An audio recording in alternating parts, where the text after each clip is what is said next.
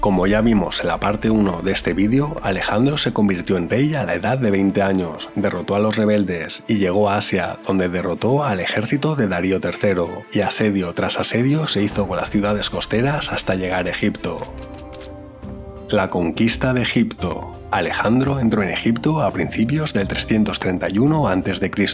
El sátrapa persa se rindió y los macedonios fueron recibidos por los egipcios como libertadores, porque habían despreciado vivir bajo el dominio persa durante casi 2 siglos. Aquí, Alejandro ordenó que se diseñara y fundara una nueva ciudad en su nombre, Alejandría, en la desembocadura del río Nilo, como puesto comercial y militar macedonio, el primero de muchos por venir. Nunca vivió para verla construida, pero Alejandría se convertiría en un importante centro económico y cultural en el mundo mediterráneo, no solo durante el dominio macedonio en Egipto, sino siglos después. En la primavera del 331, Alejandro hizo una peregrinación al gran templo y oráculo de Amón-Ra, el dios egipcio del sol, a quien los griegos y macedonios identificaron como Zeus Amón. Se creía que los primeros faraones egipcios eran hijos de Amón-Ra y Alejandro, ya que el nuevo gobernante de Egipto quería que el dios lo reconociera como su hijo. Decidió hacer el peligroso viaje a través del desierto para visitar el oráculo en el templo del dios.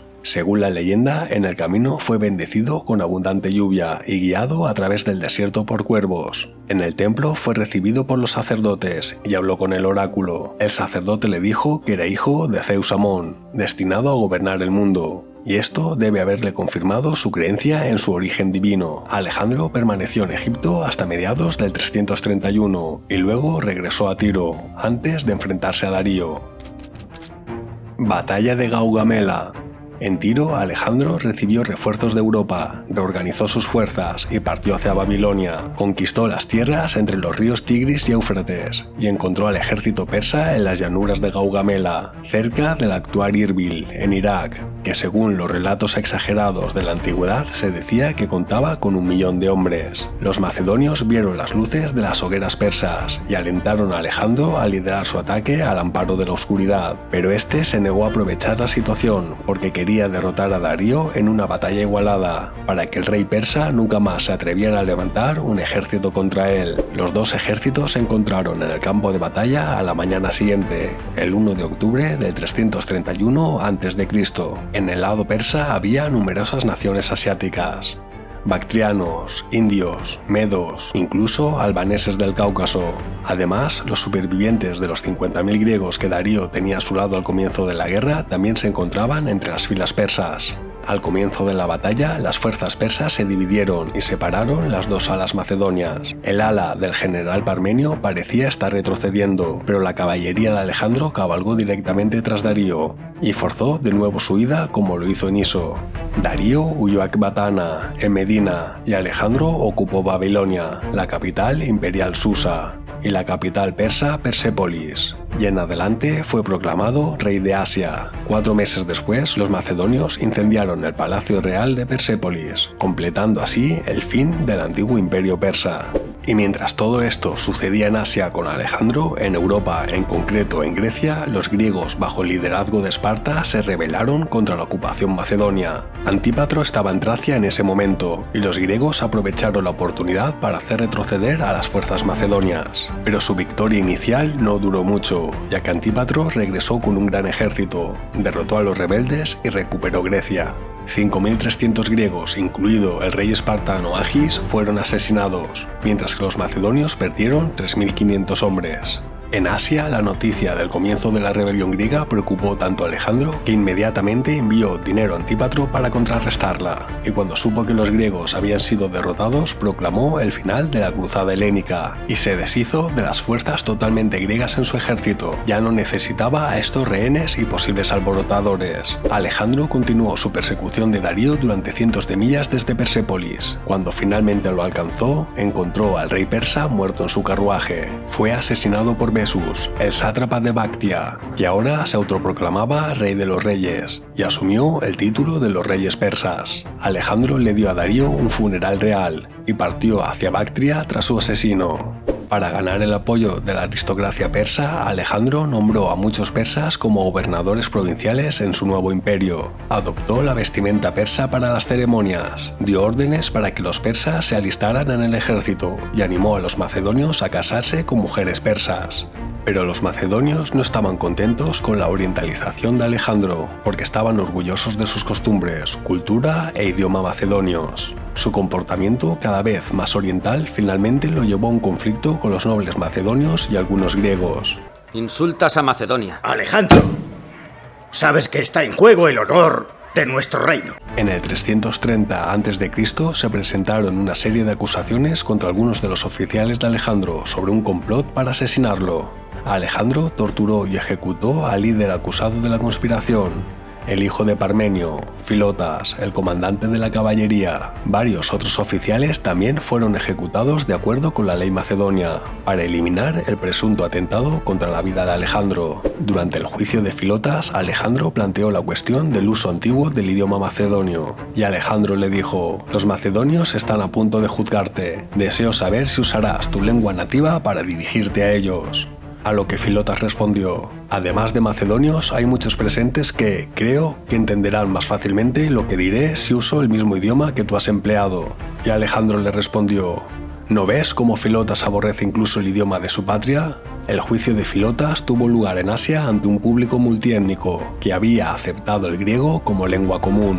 Alejandro habló macedonio con sus compatriotas, pero usó el griego al dirigirse a los griegos y asiáticos, ya que el griego se consideraba un idioma internacional en la antigüedad. Al igual que los cartagineses, ilirios y tracios, el macedonio antiguo no se registró por escrito. La mayoría de los eruditos creen que el macedonio era un antiguo idioma indoeuropeo separado. Después de que Filotas fuera ejecutado según la costumbre macedonia, Alejandro ordenó a continuación la ejecución del padre de Filotas, el general Parmenio.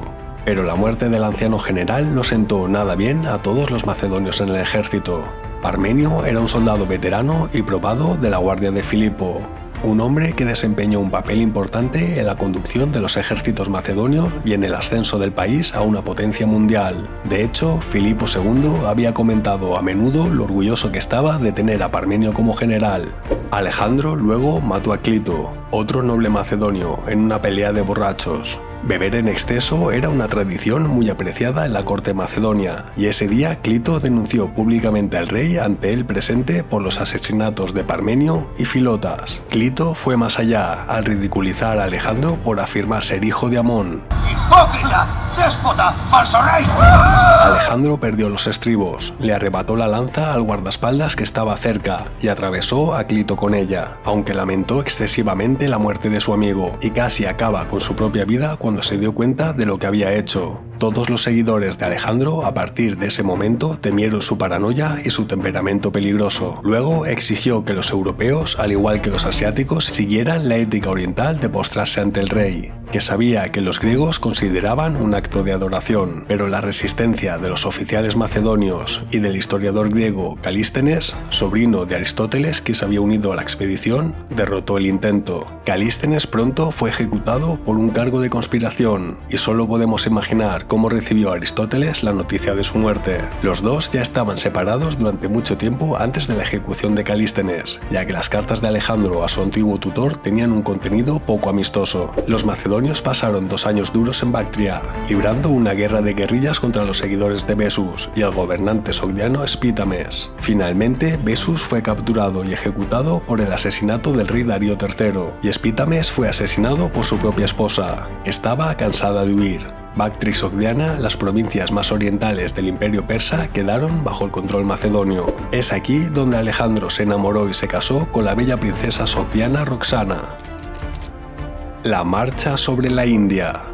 En la primavera del 327 a.C., Alejandro y su ejército marcharon hacia la India, invadiendo Punjab. La mayor de las batallas de Alejandro en la India fue en el río Hidaspes, contra el rey Poro, uno de los gobernantes indios más poderosos. En el verano del 326, el ejército de Alejandro cruzó el río fuertemente defendido durante una violenta tormenta para encontrarse con las fuerzas de Porus. Los indios fueron derrotados en una feroz batalla, a pesar de que lucharon con elefantes, los cuales los macedonios nunca habían visto antes. Horus fue capturado y, al igual que los otros gobernantes locales que había derrotado, Alejandro le permitió continuar gobernando su territorio. En esta batalla, el caballo de Alejandro, Bucéfalo, resultó herido y murió. Alejandro había montado Bucéfalo en cada una de las batallas en Europa y en Asia, por lo que cuando este murió estaba desconsolado. Fundó una nueva ciudad, a la que llamó Bucepalia, en honor a su caballo.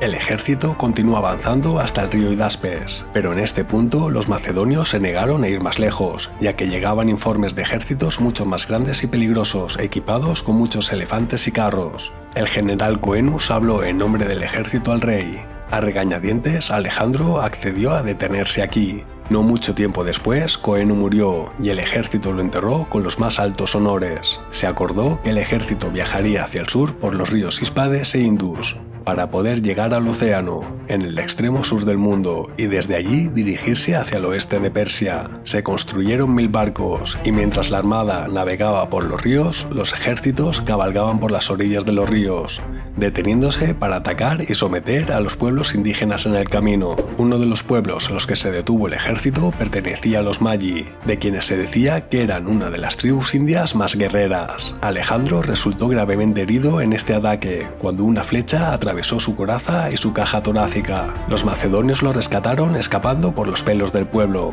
Aún así, Magi se rindió cuando Alejandro se volvió a recuperar de la grave herida. Se reanudó el viaje río abajo, y el ejército macedonio llegó a la desembocadura del Indo en el verano del 325. Luego se volvió hacia el oeste, a Persia. Pero el regreso fue un desastre. El ejército marchó a través del tristemente célebre desierto gedorsiano. A mediados de verano, cuando Alejandro llegó a Susa, miles de sus hombres habían muerto de calor y agotamiento. Antes de continuar con la historia de Alejandro, si has llegado hasta aquí y el vídeo te ha gustado, te pido que le des like y que comentes qué te está pareciendo el vídeo y la historia del gran Alejandro.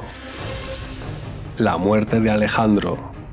En la primavera de 324, Alejandro celebró una gran victoria en Susa. Él y 80 de sus asociados cercanos se casaron con mujeres nobles persas. Además, legitimó los llamados matrimonios anteriores entre soldados y mujeres indígenas, y les entregó ricos regalos de boda, sin duda para fomentar tales uniones. Poco después, Enopis proclamó la descarga de 10.000 veteranos macedonios para ser enviados a Macedonia con el general Craterus. Las órdenes de Craterus eran reemplazar a los antiguos generales y traer nuevos refuerzos a Asia, pero el ejército se amotinó al oír esto. Enfurecido, Alejandro señaló a los principales cabecillas a sus guardaespaldas para que estos fueran castigados, y luego pronunció su famoso discurso en el que le recordó a los macedonios que sin él y su padre Filipo todavía habrían vivido con miedo de las naciones que rodean a Macedonia, en lugar de gobernar al mundo. Después de esto, los macedonios se reconciliaron con su rey, y 10.000 de ellos partieron para Europa, dejando a sus hijos de mujeres asiáticas con Alejandro. Al mismo tiempo, 30.000 jóvenes persas ya entrenados al estilo macedonio fueron reclutados en el ejército.